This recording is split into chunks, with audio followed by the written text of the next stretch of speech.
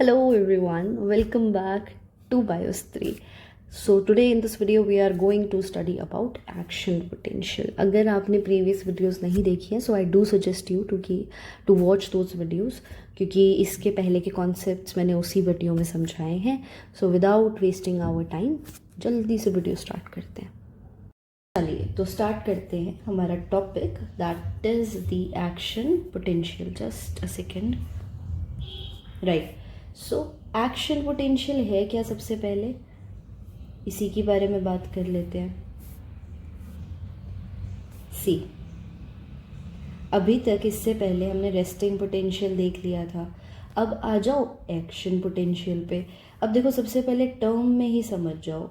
Resting potential पे जो हमारा न्यूरॉन था was set to be at rest, और एक्शन पोटेंशियल में इसके ऑपोजिट होता है. एक्शन पोटेंशियल कब हो रहा है? जब आपकी नर्व इम्पल्स ट्रांसमिट हो रही है. So the transmission of a nerve impulse, उसी को हम क्या बोलते हैं? Action potential. अब ये जो आपका एक्शन पोटेंशियल है ना, ये 4 फेजेस में होता है. And what are those 4 phases? See, I always try to make flow charts. उससे चीज़ें और कॉन्सेप्ट जो है वो थोड़ा क्लियर होता है. So even if you are trying to make your notes, आप फ्लो चार्ट्स की फॉर्म में बनाओ, क्योंकि अगर आपको टॉपिक समझ आ गया है तो आप लिख तो लोगे उसके बारे में खुद से. But the very most important thing is that you have to understand the concept. अब देखो 4 फेजेस मैंने बताए जो आपके एक्शन पोटेंशियल में होते हैं. सबसे पहला इज़ कि एक्शन पोटेंशियल को शुरू करने के लिए हमें एक लार्ज स्टिम्युलस चाहिए होता है. ठीक है, उसको हम बोलते हैं थ्रेशोल्ड स्टिम्युलस. ठीक है, क्योंकि एक्शन पोटेंशियल शुरू तो तभी होगा जब उसको स्टिम्युलस मिलेगा, और स्टिम्युलस इतना सफिशिएंट होना चाहिए, मतलब इतना लार्ज होना चाहिए कि वो जो नर्व इम्पल्स है उसका ट्रांसमिशन शुरू करवा सके. ठीक है, कैरी आउट करवा सके. अब स्टिम्युलस मिल गया, अब क्या होगा? अब ट्रांसमिशन होगा. ठीक है, ट्रांसमिशन किसके कहाँ होगा? न्यूरॉन के अलोंग. ठीक है, इसके बाद ये ट्रांसफर होगा टू योर टारगेट सेल. ठीक है, then it will transfer to target cell, और इसके बाद इसका इफेक्ट दिखेगा हमको टारगेट सेल के ऊपर. So these are the 4 phases of your action potential. इनमें सबसे ज़रूरी बात, एक्शन पोटेंशियल को हम बोलते हैं ऑल और नन फिनोमेना. अब इसका मतलब क्या है? देखो, ऑल और नन, इसका मतलब ये तब तक एक्शन पोटेंशियल नहीं होगा जब तक इसको सफिशिएंट स्टिम्युलस नहीं मिल जाता. राइट. जब तक इसको सफिशिएंट स्टिम्युलस नहीं मिलेगा तब तक ये नहीं होगा. सो जो आपकी एक्शन पोटेंशियल की जनरेशन है, इट विल डिपेंड कि स्टिम्युलस जो है वो मेम्ब्रेन पोटेंशियल थ्रेशोल्ड तक ला पा रहा है या नहीं. ठीक है, एक्शन पोटेंशियल अगर आपका सपोज स्टिम्युलस वीक है तो आप उसको बोलोगे सब threshold stimulus. In case when the stimulus is weak तो उसको हमने बोला सब थ्रेशोल्ड स्टिम्युलस. अगर इस तरीके का स्टिम्युलस आता है तो एक्शन पोटेंशियल जनरेट नहीं होगा. अगर इससे ऊपर आता है तब हम उसको बोलते हैं सुप्रा थ्रेशोल्ड स्टिम्युलस. तो जो कुछ एक्शन पोटेंशियल्स हैं वो जनरेट होते हैं in response to the supra threshold stimulus. मतलब ये वाला जो स्टिम्युलस है ना वो बहुत स्ट्रांग होगा, जिसकी वजह से जो आपकी मेम्ब्रेन है वो डीपोलराइज कर जाएगी. ठीक है, मतलब थ्रेशोल्ड से भी ऊपर गया, दैट इज सुपरा थ्रेशोल्ड.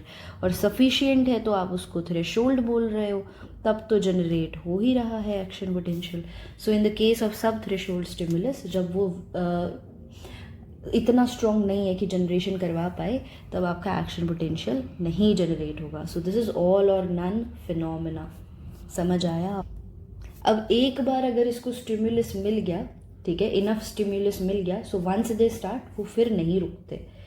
ठीक है, अब हर जो एक्शन पोटेंशियल है वो आपका जो वोल्टेज है उसको सेम अमाउंट से चेंज करता है. अगर हम न्यूरॉन सेल के अंदर की बात करें। ऐसा नहीं होता कि कोई एक्शन पोटेंशियल आपका बड़ा है, कोई एक्शन पोटेंशियल आपका छोटा है। तो कोई लार्ज और स्मॉल एक्शन पोटेंशियल्स नहीं होते। होता क्या है, लार्ज एंड स्मॉल स्टिम्युलस या स्टिम्युलाई।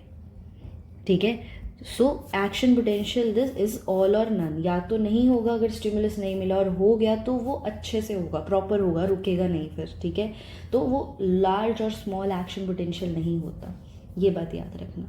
अब हम थोड़ा इसको पहले ब्रॉड में देख लेते हैं कि इसके अंदर होता क्या क्या है, और देयर आर सम टर्म्स, उनको भी देख लेते हैं। इससे पहले अगर आपको प्रीवियस वीडियो में रेस्टिंग मेम्ब्रेन पोटेंशियल याद रहा है, तो वहाँ हमने क्या देखा था, जो नर्व सेल के अंदर की साइड होती है that is comparatively negative in charge, है ना, एज कंपेयर टू आउटसाइड। अब अगर हम एक्शन पोटेंशियल की बात करें, तो इस एक्शन पोटेंशियल के दो मेन फेजेस होते हैं, जिसको हम बोलते हैं, one is called depolarising phase and the other one is called repolarizing phase, right? Depolarising phase में क्या होता है, अभी तक तो सेल आपका रेस्ट कर रहा था, तो अंदर की तरफ नेगेटिव चार्जेस थे। जब आपका डीपोलराइजिंग फेज आएगा तो जो नेगेटिव मेम्ब्रेन पोटेंशियल था वो थोड़ा कम नेगेटिव हो जाता है। ठीक है, कम नेगेटिव हो गया मतलब वो ज़ीरो की तरफ अप्रोच कर रहा है ना, इट रीचेस ज़ीरो, और ज़ीरो है तो मतलब क्या हो गया, पॉजिटिव हो गया वो आपका। तो नेगेटिव से हटके पॉजिटिव हो गई आपकी इनर साइड। और रीपोलराइजिंग फेज में क्या होता है, जो पहले का मेम्ब्रेन पोटेंशियल था, ठीक है, जो रेस्टिंग स्टेट के टाइम पे था, अगर आपको याद हो, वो था -70 मिलीवोल्ट, तो वो ज़ीरो से वापस यहाँ पे रीस्टोर हो जाता है, तो उसको हम बोलते हैं रीपोलराइजिंग फेज। रेस्टिंग मेम्ब्रेन पोटेंशियल पे हमने पोलराइज्ड स्टेट बोली थी उसकी, है ना, हमने क्या बोला था उसको, पोलराइज्ड स्टेट। तो वहाँ पर दैट वाज -70 मिलीवोल्ट। अब जब ये आपका लेस नेगेटिव होके ज़ीरो तक पहुँच गया, यानी कि पॉजिटिव चला गया, तो आपने उसको डीपोलराइजिंग बोला। अब वापस से जब वो रीस्टोर होकर अपनी पुराने वाले -70 मिलीवोल्ट पे आ जाएगा, तब आप उसको रीपोलराइजिंग फेज बोलोगे। ठीक है, कई बार क्या होता है कि जो रीपोलराइजिंग फेज है ना, इसके बाद भी एक फेज होता है, उसको हम कहते हैं, जस्ट अ सेकेंड, उस फेज को हम कहते हैं हाइपर पोलराइजिंग फेज, या फिर what you can say is hyperpolarising, इसको हम बोलते हैं आफ्टर हाइपर पोलराइजिंग फेज। इसमें क्या होता है, जो मेम्ब्रेन पोटेंशियल है ना, वो टेम्पररी बेसिस पे ज़्यादा नेगेटिव हो जाता है compare to your resting level stage. तो बस आपको मेन क्या याद रखना है, that there are two phases, depolarisation and repolarisation. Action potential में अभी तक अगर हम एक्शन पोटेंशियल से पहले बात करें रेस्टिंग पोटेंशियल पे, तब जो मेम्ब्रेन के अंदर चार्जेस हैं दे वर कंपेरेटिवली नेगेटिव, है ना। नेगेटिव किसके कंपेयर में, टू द आउटसाइड इन्वायरमेंट, है ना, साइटोसोल, जो सॉरी आपका जो एक्स्ट्रा सेल्यूलर फ्लूइड है, ठीक है, वहाँ के कंपैरिजन में अंदर की side was negative. Action potential पे यही जो चार्जेस हैं इनमें डिस्टर्बेंस कॉज होता है, ठीक है, और दो फेजेस आ जाते हैं, डीपोलराइजिंग एंड रीपोलराइजिंग। तो यहाँ तक अगर आपको बात समझ आ गई, तो अब हम आगे देखते हैं। अब दूसरी बात, दो तरीके के हमारे पास वोल्टेज गेटेड चैनल्स होते हैं। There are two types of voltage gated channels, ठीक है। ये ओपन या इनका काम है, बंद चैनल है तो भैया ओपन या क्लोज हो रहा है ना, गेटेड चैनल्स हैं, ओपन या क्लोज होंगे, कब होंगे, ड्यूरिंग द एक्शन पोटेंशियल। तो उस टाइम पे हमारे पास दो तरीके के वोल्टेज गेटेड चैनल्स हैं। अगर आपने चैनल्स के ऊपर वीडियो नहीं देखी है, so I have separately made the video specifically for this gated channels, तो आप एक बार वो जाके देख लेना। अब देखो, दो तरीके के हमारे पास वोल्टेज गेटेड चैनल्स होते हैं। द नंबर वन इज, सबसे पहला जो यहाँ पर हमारे पास है वो है आपका सोडियम वोल्टेज गेटेड चैनल।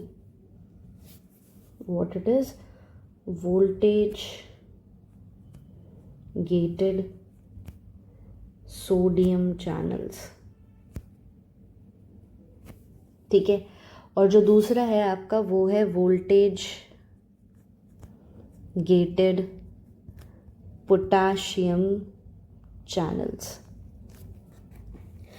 अब देखो, जब वोल्टेज गेटेड सोडियम चैनल है हमारे पास और वोल्टेज गेटेड पोटाशियम चैनल है, ये दोनों जो चैनल्स हैं ये प्रेजेंट कहाँ होते हैं? जो आपकी एक्सॉन की प्लाज्मा मेम्ब्रेन है या जो एक्सॉन टर्मिनल्स हैं वहाँ पर प्रेजेंट होते हैं। पहले चैनल्स जो खुलते हैं दीज आर सोडियम चैनल्स, ठीक है। अब जैसे ही सोचो सोडियम के चैनल्स आपके ओपन हो गए तो जो सोडियम है वो अंदर की तरफ आ जाएगा, है ना। सोडियम अंदर की तरफ आ गया, पॉजिटिव चार्ज अंदर की तरफ आ गया, तो आपका जो पहले की मेम्ब्रेन, रेस्टिंग मेम्ब्रेन के पोटेंशियल के टाइम अंदर जो नेगेटिव चार्जेस थे, अब अगर सोडियम आपका अंदर आ रहा है तो ये नेगेटिव चार्ज कम हो जाएगा ना और पॉजिटिव की तरफ जाने लग जाएगा। तो यहाँ पे कौन सा फेज आ जाता है आपका? Depolarising phase. इजी थी ये बात तो। अब इसके बाद क्या होगा? अब वोल्टेज गेटेड सोडियम चैनल्स खुल जाएंगे, पोटाशियम चैनल्स खुल जाएंगे। जब आपके पोटाशियम चैनल्स खुलेंगे तो पोटाशियम क्या करेगा? बाहर की तरफ जाएगा, ठीक है। अब पोटाशियम बाहर की तरफ जा रहा है, मतलब अब आपका वापस से जो अंदर की साइड है वो आपकी नेगेटिव की तरफ जाने लग गई। तो ये वापस से आपका कौन सा फेज़ आने लग जाएगा? रीपोलराइजिंग फेज़। जो मैंने आपको हाइपर पोलराइजिंग बताया था ना, वो क्या होता है कि अगर आपके ये जो पोटाशियम वाले चैनल हैं, ठीक है, ये कुछ देर के लिए ओपन रहते हैं। जैसे ही सपोज आपका रीपोलराइजिंग फेज़ ख़त्म हो गया, अंदर की साइड आपकी नेगेटिव हो गई, उसके थोड़ी देर बाद तक भी जो पोटाशियम चैनल्स हैं दे रिमेन ओपन। तो इस वजह से आफ्टर हाइपर पोलराइजिंग फेज़ आ जाता है। अब जो डिफरेंट न्यूरॉन्स होते हैं उन सबके ना थ्रेशोल्ड जो होते हैं वो अलग अलग होते हैं जिस पे एक्शन पोटेंशियल जनरेट होगा, बट जो थ्रेशोल्ड है एक पर्टिकुलर न्यूरॉन का वो कांस्टेंट रहता है, ठीक है। So the generation of action potential किस पर डिपेंड करेगा कि भाई जो पर्टिकुलर स्टिमुलस है क्या वो आपका मेम्ब्रेन पोटेंशियल थ्रेशोल्ड तक पहुंचा पा रहा है या नहीं। समझ गए? तो अगर इस थ्रेशोल्ड से वो नीचे है, सब थ्रेशोल्ड है तो नहीं होगा, यहाँ पे है तो होगा, ऊपर है तो होगा। सो देखो, अगर मैं आपको इसको और थोड़ा शॉर्ट करके बता दूं,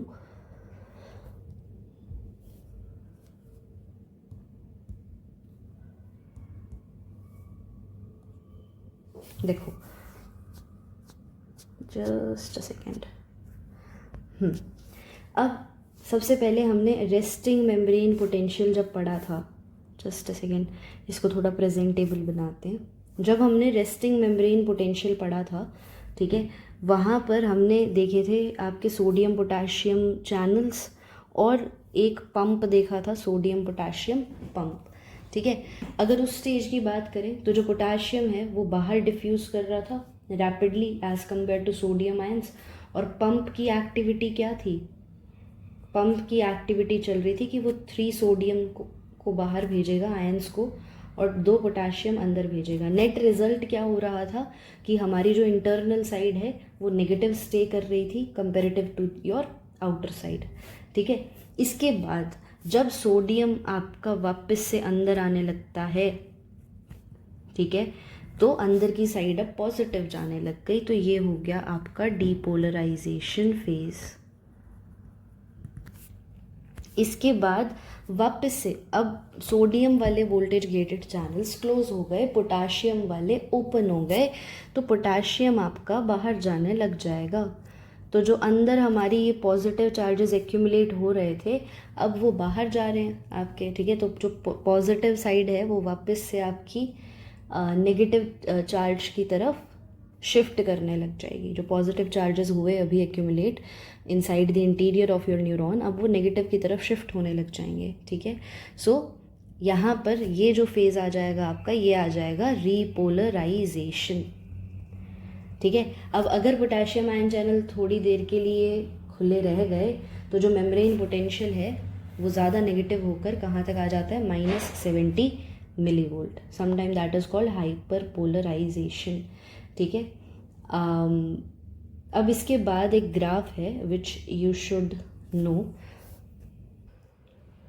सो दिस इज़ द ग्राफ, और यहाँ पर ये है किस चीज़ का रिकॉर्ड, जो आपके पोटेंशियल में चेंज आ रहा है, potential changes of a nerve impulse.